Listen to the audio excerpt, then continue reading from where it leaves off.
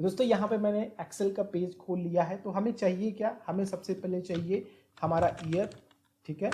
हमारा दूसरा चाहिए कि हमारे पास सैलरी कितनी आ रही है, ठीक है। नेक्स्ट हमें चाहिए कि हमारा कंट्रीब्यूशन कितना हो रहा है, ठीक है। अब फिर हमें नेक्स्ट चाहिए कि एम्प्लॉयर कंट्रीब्यूशन कितना हो रहा है, यानी कि एम्प्लॉय भी आपका कंट्रीब्यूट करता है इसमें। एम्प्लॉय भी कंट्रीब्यूट करता है, यानी कि दोस्तों आप लोगों का जो 12% कंट्रीब्यूशन हो रहा है, 12% पूरा कंट्रीब्यूशन आप लोगों के ईपीएफ खाते में ना जा करके उसका कुछ हिस्सा जाता है, आप लोग चूज कर सकते हैं। बाकी मैक्सिमम 8.33% आप लोगों के ईपीएस खाते में जाता है, जो कि आप लोगों को पेंशन क्रिएट करके देता है। और उसमें भी मैक्सिमम है कि आप लोग 1250 रुपए का केवल इन्वेस्टमेंट ले सकते हैं अपने ईपीएस में, जो कि आप लोगों को पेंशन क्रिएट करके देगी। तो इस बात का भी आप लोग ध्यान रखिएगा, ठीक है। फिर हम लोग देखते हैं इंटरेस्ट रेट, जो कि अभी है कितना है और किस तरह से आप लोगों का जो एवरेज, क्योंकि ईपीएफ भी एक थोड़ा सा मार्केट लिंक्ड है और अलग अलग सिक्योरिटीज में, बॉन्ड्स वगैरह में इन्वेस्टमेंट करते हैं, तो इनमें भी वेरिएबल इंटरेस्ट रेट्स मिलते हैं, लेकिन फिक्स्ड मिलते हैं। इसने निकाल करके दिया है 11% तक का, ठीक है। लेकिन 8.5% हम लोग एवरेज मान करके चलते हैं, काफी सालों से 8.5% ईपीएफ ने निकाल करके दिया है अपने इन्वेस्टर्स को। फिर हम लोग देखेंगे दोस्तों टोटल इन्वेस्टमेंट कितना हुआ, ठीक है। फिर यहां पे हम लोग देख रहे हैं कि टोटल इन्वेस्टमेंट के बाद क्लोजिंग बैलेंस कितना होगा। क्लोजिंग बैलेंस यानी कि जो हमारा इन्वेस्टमेंट हो करके जो हमारा रिटर्न बनेगा। फिर हम लोग अगले साल के लिए ओपनिंग बैलेंस देखेंगे, ठीक है। इसको हम लोग थोड़ा बड़ा बड़ा कर लेते हैं। तो दोस्तों जो लोग भी यहाँ पे नए आए हैं, सबसे पहले तो चैनल को सब्सक्राइब कर लीजिए। ये आप ही लोगों का चैनल है, यहाँ पे हम लोग टेक्नोलॉजी की बातें करेंगे, जो भी वीडियोस अधूरी होंगी यहाँ पे हम लोग पूरा करेंगे। तो जो लोग भी उस चैनल से यहाँ पे आए हैं जरूर सब्सक्राइब करें और अपना सपोर्ट दिखाएं। तो देखिए हम लोग कैलकुलेट कर रहे हैं ईपीएफ के लिए, ठीक है। तो ईपीएफ के लिए कैलकुलेट करने के लिए हमारे पास दो चीजें होनी चाहिए। पहले तो सैलरी हमारे पास होनी चाहिए, दूसरा कि हम मान लेते हैं 20,000 रुपये सैलरी है हमारी। दूसरा हमारे पास होना चाहिए इंटरेस्ट रेट, ठीक है। इंटरेस्ट रेट कितना है, तो हमने 8.50% लिया है, जिस तरह से इंटरेस्ट रेट ईपीएफ ने दिया है पिछले सालों में। इन सभी को हम लोग थोड़ा डार्क कर लेते हैं, जिससे कि हमें चीज़ें इजी हो समझने में, ठीक है। आप लोग भी कर लीजिएगा, क्योंकि हेडिंग्स अगर डार्क हो तो अच्छी लगती हैं, ठीक है। सैलरी को भी हम लोग थोड़ा डार्क कर लेते हैं, इसको हम लोग रखते हैं ये रखते हैं, और इसको हम लोग रखते हैं ग्रीन, क्योंकि यहाँ पे बात है पैसों की, ठीक है। ये हमने कर लिया, ठीक है। अब जो है सारी चीजें समझिए, हमें 2020 में देखना है, ठीक है। 2020 से हमने अपना इन्वेस्टमेंट मान लेते हैं स्टार्ट किया। अब आप लोग कोई भी हो, ठीक है, आप लोग यहाँ पे ईयर भी डाल लीजिए, ठीक है। यहाँ पे आप लोग अपना ईयर भी कंट्रीब्यूट कर लीजिए। ईयर में आप लोग यहाँ पे मान लीजिए 2020 हमने डाला है, ठीक है। तो यहाँ पे आप लोग देखिए ईयर में हमारा ये कहाँ पे है, इसको पहले रेड करते हैं, इसको करते हैं ग्रीन। तो इसको आप लोग थोड़ा ध्यान से समझिएगा। अब देखिए ईयर में क्या है, हमारा ईयर ये वैल्यू आनी चाहिए, यहाँ पे हम जो भी वैल्यू डालें वो वैल्यू यहाँ पे आनी चाहिए। तो हमारा ईयर किस में है, K4 में है, तो ईयर कर देंगे हम लोग इक्वल टू K4, ठीक है। देखिएगा ऑटोमेटिकली यहाँ पे 2020 आ गया, ठीक है। अब सैलरी जो है, सैलरी हमारी मान लीजिए 20,000 है, ठीक है।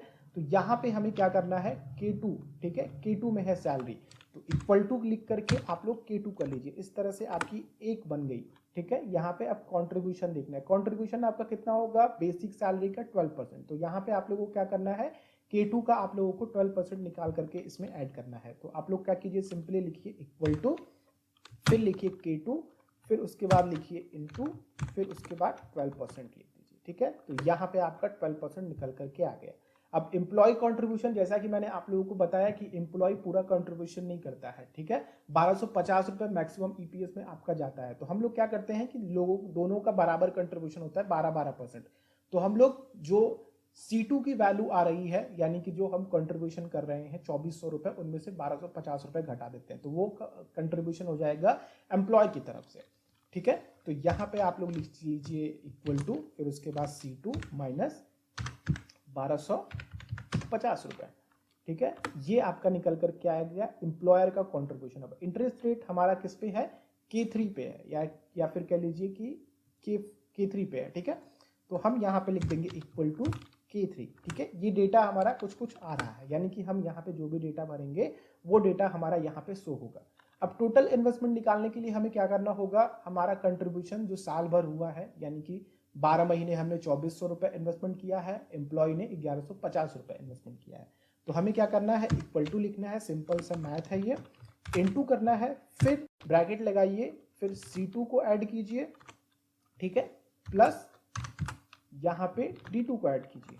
तो क्या हो गया आप लोगों का, जो इक्वल टू आएगा अमाउंट 42,600 रुपए आपने पूरे 12 महीने में इन्वेस्टमेंट किया एम्प्लॉयर और आपका कंट्रीब्यूशन निकाल के। अब क्लोजिंग बैलेंस क्या होता है, क्लोजिंग बैलेंस यानी कि जो आप लोग पैसा कमा रहे हैं इंटरेस्ट से, ठीक है, वो क्लोजिंग बैलेंस होता है, ठीक है। तो 42,600 पे आप कितना कमा रहे हैं वही आपका क्लोजिंग बैलेंस डिसाइड करेगा। तो यहाँ पे हमें F2 लिखना है, फिर उसके बाद इनटू करना है, फिर हमें 1 करना है, फिर हमें प्लस करना है, फिर उसके बाद क्या किया है कि हमने इसका कॉमन लिया है, ठीक है, F2 यानी कि जो टोटल इन्वेस्टमेंट हुआ है हमारा उसको हमने कॉमन ले लिया है बाहर। तो यहाँ पे हमारा केवल परसेंटेज अंदर बचता है, तो हमें क्या लिखना है, केवल K3 लिखना है, K3 लिख दीजिए, ये आपका इन्वेस्टमेंट निकल करके आ जाएगा, यानी कि जो क्लोजिंग बैलेंस होगा वो 46,221 रुपए होगा, ठीक है। अब जो ओपनिंग बैलेंस होगा अगले साल के लिए वो कितना होगा, वो होगा आप लोगों का G2, ठीक है।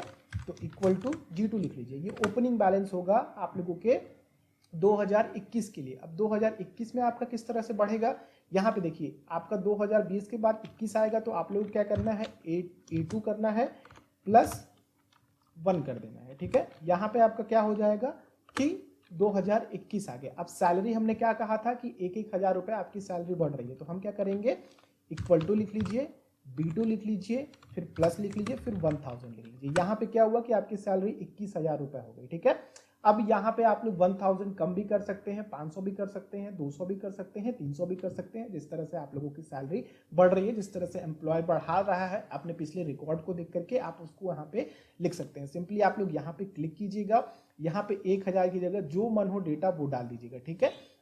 अब same as it is contribution हमारा किस हिसाब से होगा, हमारा जो ये सैलरी है उसके हिसाब से हमारा 2021 में कंट्रीब्यूशन होगा, ठीक है। तो कंट्रीब्यूशन के लिए हमें क्या करना होगा, हमें लिखना होगा E2, फिर हमें लिखना होगा B3, ठीक है, क्योंकि हम B3 में आ गए हैं, फिर हमारा इनटू, फिर 12%, ठीक है। 12% करेंगे तो ये हमारा डेटा आ जाएगा, 2520 रुपए इन्वेस्टमेंट होगा। अब जो आएगा हमारा एम्प्लॉयर का डेटा वो आएगा, कर लीजिए इक्वल टू, यहाँ पे इक्वल टू में कर लीजिए C3 माइनस जो हमारा 1250 रुपए चला जा रहा है EPS में, तो एम्प्लॉयर की तरफ से 1270 रुपए इन्वेस्टमेंट हो रहा है। अब देखिए हमें इंटरेस्ट रेट में क्या भरना है, इंटरेस्ट रेट में हमारा सेम इंटरेस्ट रेट होने वाला है, ठीक है, एवरेज रखना है। तो हमें क्या रख देना है, सिंपली यहाँ पे इक्वल टू लिखिए, यहाँ पे इक्वल टू लिखिए, यहाँ पे सिंपली आप लोग E2 लिख दीजिए, ये आप लोगों का इंटरेस्ट रेट आ जाएगा। अब टोटल इन्वेस्टमेंट कितना हुआ, टोटल इन्वेस्टमेंट आप लोगों ने किया यहाँ पे जो 12 इक्वल टू 12 इंटू जो आप लोगों ने कंट्रीब्यूशन किया जो कि C2 में है, C3 में है, और जो एम्प्लॉयर ने कंट्रीब्यूशन किया जो कि D3 में है, ठीक है। ये आप लोगों का टोटल इन्वेस्टमेंट हो जाएगा इस साल का, जो कि हमारा निकल करके आएगा ये 45,480 रुपये। अब ओपनिंग बैलेंस कितना हो जाएगा, यहाँ पे ओपनिंग बैलेंस जो निकलेगा वही आप लोगों का अमाउंट होगा, 45,480 रुपये ये आप लोगों ने इन्वेस्टमेंट किया, ठीक है, और 46,221 रुपये ये इन्वेस्टमेंट हुआ है, ठीक है। तो इसका और इसका आप लोगों का जो मिला करके होगा, ये इस पे आप लोगों का इंटरेस्ट कैलकुलेट होगा, ठीक है। तो इस पे अगर हम लोग कैलकुलेशन करते हैं तो यहाँ पे इक्वल टू लिख लीजिए, इक्वल टू लिखने के बाद आप लोगों को यहाँ पे ये प्लस करना है इन दोनों को, जो कि G2 है प्लस आपका F3 है, ठीक है। ये अमाउंट प्लस हुआ, फिर आप लोगों को यहाँ पे लिखना है इनटू, फिर यहाँ पे एक और ब्रैकेट लगाना है जिसमें आपको 1 फिर प्लस करना है, फिर उसके बाद एक और ब्रैकेट लगाना है जिसमें आप लोगों का G2, जिसमें आप लोगों का होगा K3, ठीक है, क्योंकि हमने G2 और F3 को कॉमन ले लिया है, ठीक है। तो G2 और F3 को कॉमन लेने से अच्छा है कि आप E2 को यहाँ पे लिख दीजिए, ठीक है। E2 आपने यहाँ पे मेंशन कर दिया, ठीक है। तो यहाँ पे जो आप लोगों का अमाउंट बनेगा वो 99,495 रुपीज़ बनेगा इंटरेस्ट के साथ। अब ओपनिंग बैलेंस जो अगले साल के लिए होगा वो हो जाएगा G3, ये हो जाएगा G3, ठीक है। अब इसी पे क्या करना है आप लोगों को, ये ट्रिक मैं आप लोगों को बता रहा हूँ जिससे कि आप लोगों को बार बार डेटा एंट्री ना करना पड़े। यहाँ पे आप लोगों को क्या करना है, सिंपली आप लोग इसको खींच कर करके लेकर के आ जाइए नीचे तक, जिस भी साल तक आप लोग लेना चाहते हैं। मान लीजिए कि आप लोग 40 साल तक लेना चाहते हैं तो 40 साल के लिए हमें जाना पड़ेगा 22 साल तक, 22वें लिंक तक। तो ये देखिए जो आप लोगों का इन्वेस्टमेंट होगा 2040 तक में, देखिए पूरा डेटा निकल करके आ गया है। जैसे जैसे हम लोग एंट्री करते हैं वैसे वैसे पूरा डेटा निकल करके आ गया है। सिंपली एक कैलकुलेशन आप लोगों को करना आना चाहिए।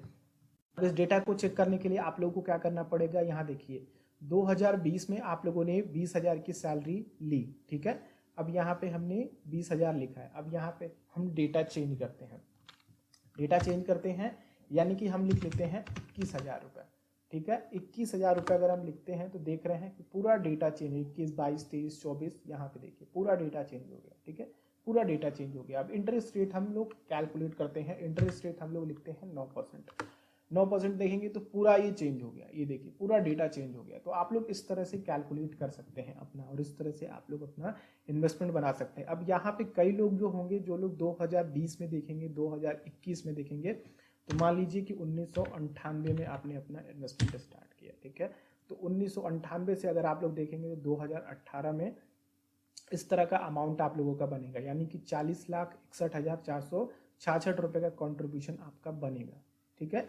ये आप लोगों का 20 साल का टाइम ऑफ पीरियड मैंने कैलकुलेट करके आप लोगों को दिखाया है। अब आइए ग्रेजुइटी को देखते हैं। ग्रेजुइटी के लिए मैंने नीचे वीडियो के डिस्क्रिप्शन में लिंक दी है, वहां से आप लोग आकर के इसको कैलकुलेट कर लीजिए।